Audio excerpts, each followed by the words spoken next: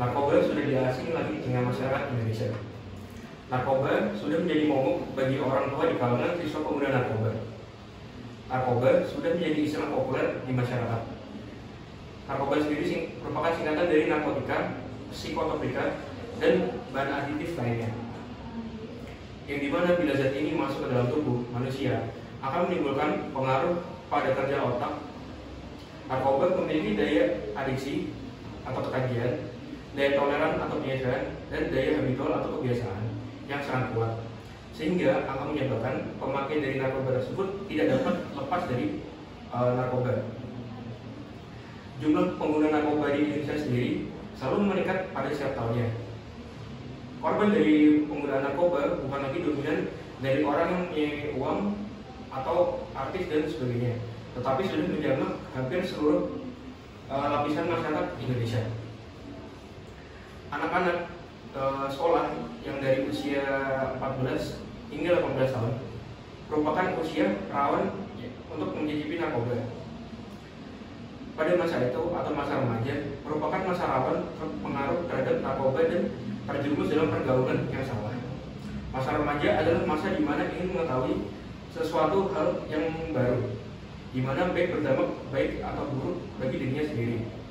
Narkoba sendiri bisa datang dengan cara halus mulai dari pemasaran yang dekat dengan nilai kebanggaan yang ada pada golongan muda. Agen-agen pemasarannya sendiri telah membangun jaringan luas dan bersifat terputus, sehingga satu agen dengan agen yang lain atau bandar terkadang tidak saling mengenal. Jika masalah narkoba tidak ditangani serius oleh semua kalangan, maka tujuan untuk mewujudkan Indonesia bebas akan dan bersih dari narkoba sulit terwujud. Assalamualaikum warahmatullahi wabarakatuh. Perkenalkan, saya Hendra Tamarafin dari Teknik Industri Angkatan 21. Di sini saya akan menjelaskan tentang bahaya narkoba dan jangka penggunaan jangka panjangnya. Berdasarkan data Direktorat Jenderal Kependudukan, penduduk Indonesia mencapai jumlah 275,36 juta pada Juni tahun 2022, di mana angka tersebut terdapat pada angka produktif yaitu 15 sampai 64 tahun. Terdapat pula 84,53 juta jiwa atau 30% dari penduduk tersebut tidak memasuki usia produktif. Sebanyak 67,16 juta jiwa atau 24,39% penduduk Indonesia merupakan di usia 0 sampai 14 tahun, dan sebanyak 17,38 juta jiwa Indonesia atau 6,31% merupakan kelompok usia sudah produktif 65 tahun ke atas. Dengan komposisi tersebut, maka rasio ketergantungan kandungan adalah sebesar 44,3. Hasil tersebut diperoleh dari jumlah penduduk usia yang produktif dibagi dengan jumlah usia tidak produktif. Angka ketergantungan sebesar 44,3%, artinya setiap 100 penduduk Indonesia usia produktif menanggung sebanyak 44 sampai 45 jiwa penduduk usia produktif. Berikut merupakan grafik penduduk Indonesia di era bonus demografi menurut kelompok umur yang diambil pada Juni tahun 2022. Dapat dilihat di sini pada usia 10 sampai 29 tahun merupakan satu usia di mana penduduk Indonesia mengalami peningkatan yang sangat tinggi, sehingga dapat kita mengerti bahwa Indonesia merupakan memiliki jumlah penduduk remaja atau masa remaja yang sangat banyak. Masa remaja merupakan suatu periode perkembangan yang penting dalam kehidupan seseorang. Biasanya dimulai di sekitar usia 12 atau 13 tahun berlangsung hingga awal atau pertengahan 20-an.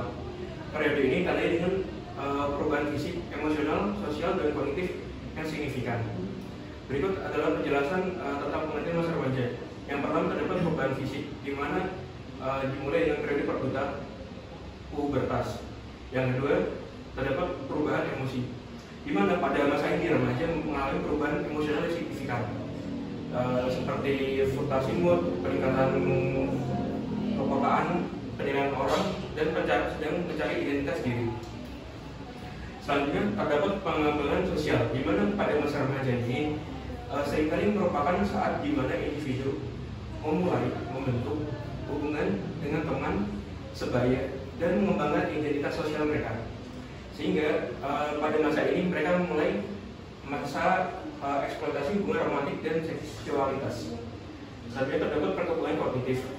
Selain perkembangan fisik dan emosional, remaja juga mencakup perkembangan kognitif yang signifikan, di mana pada masa ini remaja mulai mengembangkan kemampuan berpikir secara abstrak, kemampuan berpikir kritis, dan kemampuan untuk membuat keputusan yang lebih kompleks. Yang selanjutnya terdapat penyimpangan dan resiko perilaku. Beberapa remaja mungkin terlihat dalam perilaku penyimpangan seperti mengonsumsi narkoba, merokok, meminum minuman keras, atau perilaku seksual yang tidak aman. Hal ini seringkali terkait dengan eksplorasi identitas dan penemuan jati diri. Yang terakhir itu pentingnya dukungan pendidikan dan dukungan orang tua. Di mana hal ini pada masa remaja mereka memerlukan tekanan, di mana dukungan yang tepat pada keluarga, teman, dan lingkungan pendidikan. Selanjutnya kita berfokus pada pencarian jati diri oleh seorang remaja. Pencarian jati diri remaja merujuk pada proses di mana remaja mencoba dan memulai mengidentifikasi dan mengembangkan gambaran tentang siapa diri mereka individual. Di mana pada masa ini mereka biasanya berbuat yang agak nakal seperti membolos sekolah, pecandu narkoba, tawuran, pergaulan bebas, balap liar, dan bullying. Di mana hal itu dapat dicegah dengan selalu mengingat Tuhan Yang Maha Esa. Selanjutnya selalu terbuka pada orang tua, meningkatkan kontrol diri, meningkatkan bakat positif dan selalu berpikir positif, dan menanam pengetahuan mengenai bahayanya kenakalan remaja. Selanjutnya narkoba. Narkoba merupakan zat kimia yang alami yang memiliki kemampuan untuk mengaruhi fisik dan mental seseorang. Penggunaan narkoba seringkali dilakukan dengan tujuan untuk mengubah persepsi suasana hati atau kesadaran, di mana narkoba dibagi menjadi beberapa jenis seperti stimulan yang berfungsi untuk meningkatkan saraf, depresan untuk meningkatkan kecemasan atau nyeri, dan juga halusinasi, dan kanabinoid yang mempengaruhi suasana hati dan persepsi. Berikut merupakan terdapat 8 jenis narkoba. Yang pertama ada ganja, di mana narkoba tersebut berasal dari tanaman. Yang kedua terdapat sabu, di mana sabu ini berbentuk seperti bubuk. Yang selanjutnya ada pil ekstasi, di mana dikemas dalam pil. Yang selanjutnya ada ripnola seperti yang digunakan pada obat-obatan, alprazolam, dan T-rex yang sama seperti digunakan dalam dunia medis. Yang selanjutnya ada tembakau ini, di mana jenis narkoba ini digunakan secara mengisap. Yang selanjutnya terdapat jamur, di mana hal ini merupakan narkoba untuk halusinasi secara alami. Selanjutnya adalah jenis narkoba berdasarkan efeknya. Yang pertama ada efek depresan atau menekan kerja otak, di mana terdapat heroin, alkohol, pil penenang, dan inhalan. Sedangkan untuk stimulan atau narkoba dengan jenis yang bekerja merangsang kerja otak terdapat sabu, ekstasi, dan kokain. Yang selanjutnya terdapat yang terakhir terdapat halusinogen atau membuat otak halusinasi, di mana pada ini terdapat ganja, LSD, dan magic mushroom, di mana kerja mereka itu yaitu untuk memberikan halusinasi kepada pikiran agar kita menjadi lebih tenang atau ngeflat. Selanjutnya Indonesia merupakan negara yang telah darurat narkoba, di mana dari 2008 terdapat 3.362 orang 527 yang menggunakan narkoba, di mana pada tahun 2019 meningkat menjadi 4.274.333 orang. Yang selanjutnya pada 2014 mengalami penurunan sebanyak 4.022,28 orang, dan pada 2015 di mana terakhir terjadi peningkatan lagi menjadi 4.098,09 orang. Di mana penggunaan narkoba ini terdapat seperti 70% pekerja, 22% pelajar atau mahasiswa, dan 8% pengangguran. Di mana pada 50 orang meninggal setiap hari, sehingga 18.250 orang per tahun meninggal akibat pengaruh narkoba.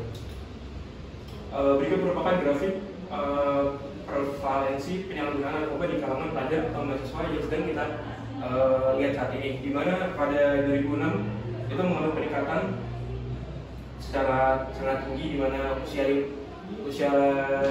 di bawah 15 tahun juga menguasai dengan banyak, di mana pada 2016 mengalami penurunan, dan pada penyalahgunaan di kalangan pelajar itu mengalami penurunan pada 2016, di mana pada grafik ini dapat kita simpulkan bahwa penurunan narkoba semakin lama semakin menurun, sehingga hal ini dapat disimpulkan bahwa pilihan mereka telah bekerja dengan baik. Selanjutnya penggunaan narkoba dan cara penanganannya, di mana pada 2015 terdapat 2,3 juta jiwa mahasiswa yang menggunakan narkoba dan pekerja sebanyak 1,5 juta. Sedangkan untuk pelajar terdapat 2,29 juta. Di mana cara penanganannya ini kita dengan menggunakan rehabilitasi pada lapas untuk rentang usia 18 hingga 40 tahun. Di mana pada 2015 terdapat 4.609 jiwa, 2016 sebanyak 4.440 jiwa, 2017 sebanyak 2.563, dan 2018 sebanyak 2.717, dan yang terakhir pada 2019 pada periode Januari hingga Juli sebanyak 2.717. Dampak negatif penggunaan narkoba. Yang pertama, merusak organ tubuh, di mana narkoba mengakibatkan banyak gangguan dan kerusakan organ tubuh sehingga tidak berfungsi semestinya. Dan selanjutnya terdapat perubahan sikap dan mental, seperti mengalami kegelisahan dan lemahnya motivasi belajar dan bekerja, cenderung bersikap antisosial. Yang selanjutnya terdapat masa depan suram, di mana kesempatan belajar akibat dikeluarkan oleh sekolah dan perguruan tinggi atau didropot. Yang selanjutnya terdapat terjerumusnya tindak kriminal, pidana penjara hingga vonis mati, dan kematian akibat overdosis. Cara menghindari narkoba terdapat 5, yaitu mengidentifikasi triggernya, yang selanjutnya menghindari stres, tetap berusaha sibuk dengan cara yang baik, dan tetap belajar. Oke, mungkin sekian dari saya.